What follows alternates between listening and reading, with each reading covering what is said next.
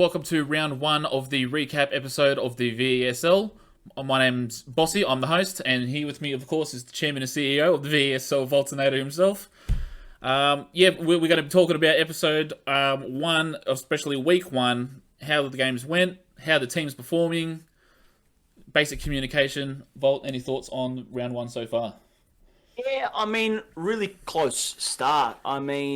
Really well balanced. Had a couple of surprises there. I think some really surprised me didn't perform to a high level, but I think all around, on short notice, everyone really gelled together and made something work. So really good start day one. Yeah, construction was obviously a big thing for as well. Getting the teams together, getting the right matches between tier ones and tier fours, and the mix in between. Any thoughts? Yeah, I think, look, obviously having the Call of Duty Coach World Championship experience that I have, it's just, you got to observe the players, know how they are, and I think it was evident that we balanced it. We said, you have a couple of tier fours, a couple of tier ones, a couple of tier 2-3s, and you just got to let them all mesh together, I think there were some close ones. There were some very close ones. There's good matchups in the night as well. All right, so let's get into standings pretty much as it was, starting at... unfortunately, the bottom of the ladder. It had to happen. Rebels. The Ramaza Rebels, my team as well.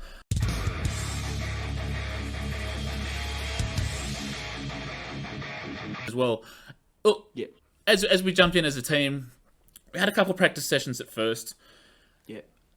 There are a lot of guys that don't know, and I think you're going to find this as well across the whole league.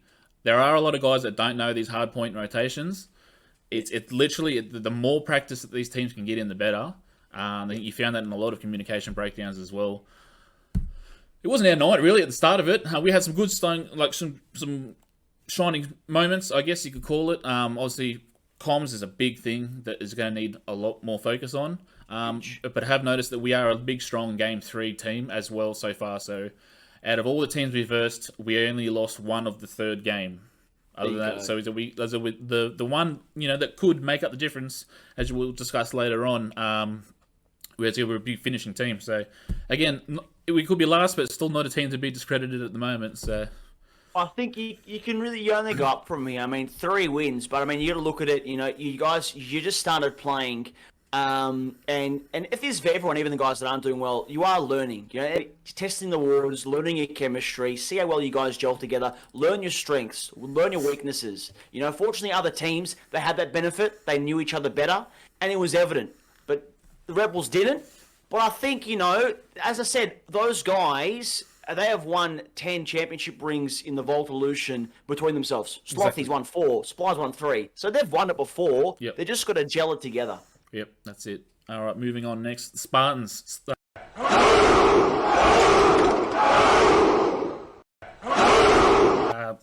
What can you say about the Spartans straight into it? I think the Spartans, they played together before, had really good chemistry. That was one. I think their downside was basically they weren't practicing on CDL maps. I was watching them. They were playing broadcast, vacant. This is certain maps. You could play a hard point in the game itself, but it's totally irrelevant if you're not on the right maps. If you're on a broadcast, it's going to have different hard points to a Azir Cave. You have to learn the points and play accordingly on that map. That's where I think they lacked. Very good guns, though. Very good, strong. I think they probably do have good communication, good players. They will probably be top 3, I'll call it, towards the end of this season. But they still need to work on a couple of things, I feel. So looking forward, practice is probably going to be there with their big, strongest suit comes into it. Yeah, I think, and especially with Damon coming in for Bagsy, tier 2 replacing tier 4, could be huge, could help them. But, I said, they can't get overexcited. You've still got to really communicate and work together. I can't see that fully there yet. I still, even when we're playing them against on a couple of maps, there wasn't a lot of communication. There was a lot of stress. They're gelled, they know each other, but they're not really synced with their play styles. If you want to be good in these games, you have to understand each other's play styles and work to your single role. Yep, definitely. Didn't say it. Yep. As I said, being that strong family team, the rotation is going to be, exactly, something to look forward to in the future. You're going to see your Hebrew dominate regardless of what he does, same as Paulie too, but you've got your lower guys, your Chris, your Jay, they've got to play their role too, and I don't think they're playing their certain role that they need to. So it's a whole team. One man can't win the whole game. Exactly right. All right, moving forward. Petrograd Paninis.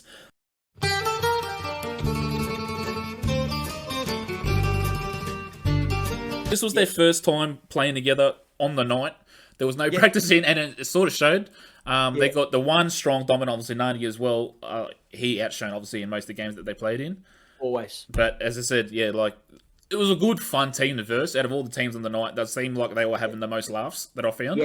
Yes, they are. I really love them. They've got very good banter. They all know each other. They're all very chill, very laid back. Yep. You know, but I think they've got some surprises. You know, I've seen, you know, Minty and Tommy, even Jake surprised me. I gave him an overall, I think maybe it was a 75. I think he played like a 78. Yeah. And I think even Minty and Tommy were playing like an 80, you know? So if you've got them pushing to their potential, they can really stretch it. And they did dominate in some SNDs. They beat the Hunters 6-1, 6-2 in the SNDs. Huge. Yep. They're also learning the rotations on the hard point quick. They were picking it up real quick as well. So they were beating a lot of people, as I could see.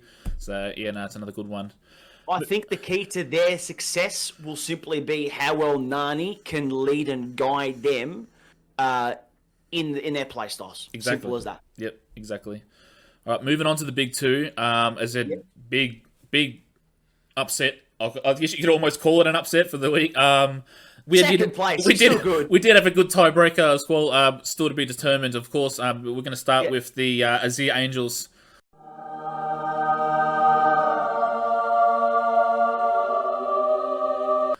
Volt.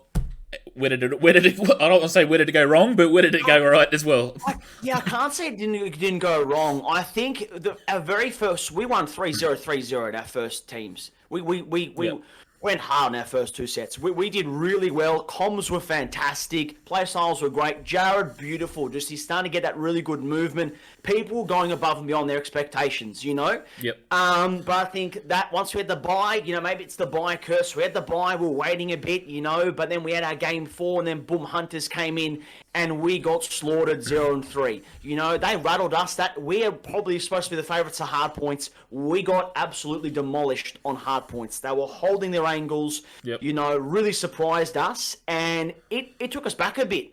Yep. We mentally capitulated a bit, and that's the real thing. Got to try and tell the boys just when things aren't going right, you got to hold, got to focus, and, you know, if it's not working, change your strategy. Something else has got to work.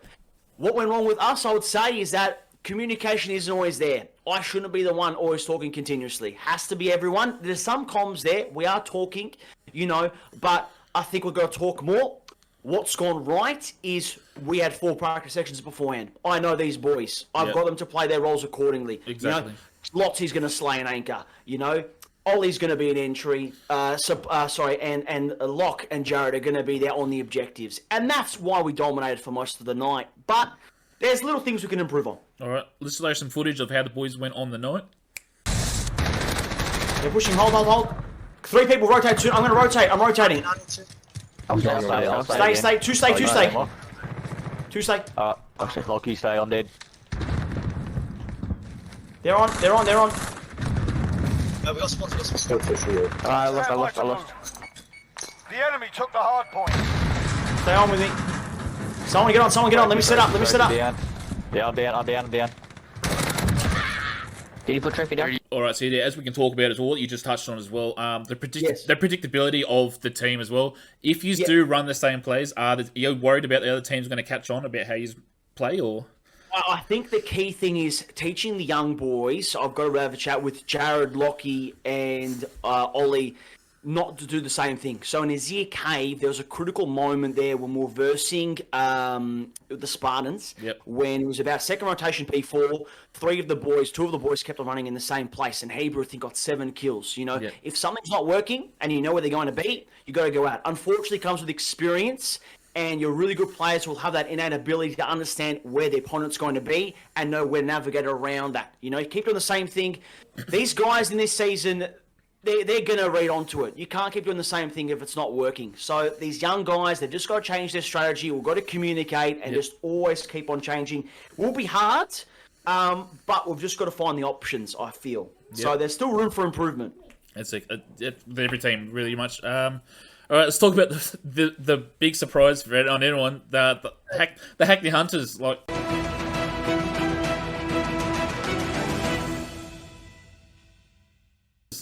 coming out from everyone's underdogs, and they were a strong and they were a hard team to beat. Look, I've always had belief in them. I never put these guys out. Instagram put them 5th. I would always, I reckon 3rd I was going to put them. Yep. But I feel, if you look on paper, you know, Nachabi, one of the best tier 2s. You know, Amplify, 91 overall, one of the top tier 1s. You know, Cook Ninja, becoming a really good tier 2. A little bit inconsistent, but when he's on, he's on. And obviously, Yusuf, we didn't know. I had him 77 overall. Nachabi says we're tier 3. Mate, he was a tier 2. He's probably an 82, 80, maybe even an 83, 84 overall. Yep. So they've got some guns.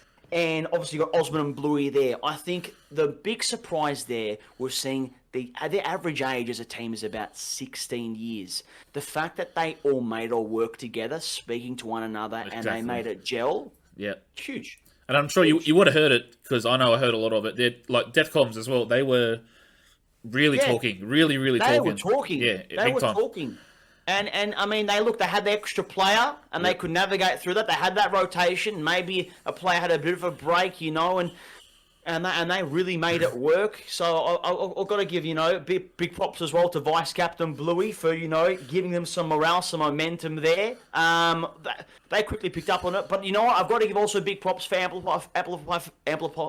Can't say his name. Amplify for coming in and really providing the knowledge. He does have a good IQ when it comes to Call of Duty, and I think he really did guide these guys on Saturday to win most of their games. That's for sure. And unfortunately, what we did see, however, Amplify is a universal sub. He's not a Hunter sub. Definitely. Amplify wasn't in the final game against Panini's, and they lost 1-2. Can these guys perform without someone like Amplify? That's what I don't know. Yeah, that's something to look forward to, find out. All right, so pretty much that's it. Predictions moving forward. How do you reckon we're going to go round 2? Round 2, I feel as though there might be a little bit of a pickup from the Rebels. I feel as though...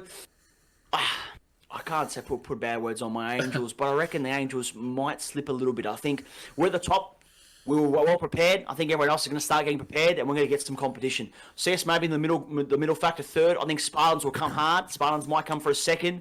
I think the Paninis will come up too. I think the Hunters will still stay on top. I think Rebels 4. And I think the Paninis might drop to 5th. Yep, Hunters definitely the ones to look out for. Spartans as well, that rotation as well, the family coming in. I would love a Rebels and Angels grand final. That's you know? We can only hope. We can only hope. That's it. Yeah, the structure will be the top 2 teams at the end of the season will do a best of 7 grand final. I haven't said it to everyone else, but that's what's going to happen. Yep. All right. So that's it, boys. Again, I'm Bossy. You know Voltinator as well. That was round 1. Good round. What a round. Good. What a round. What an opener. What a round. All right. Great start. All right. Yeah. As again, we'll put the standings up here, guys. So you can all check it out. Thanks again. Cheers.